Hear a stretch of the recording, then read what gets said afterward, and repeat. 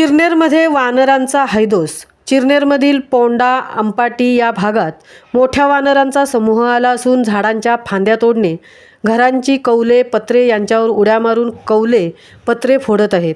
या भागात त्यांनी दहशत निर्माण केली आहे। वन विभागाकडून त्यांचा बंदोबस्त करण्याची मागणी होत आहे। महामुंबईसह मिलिंद खारपाटील, चिरनेर।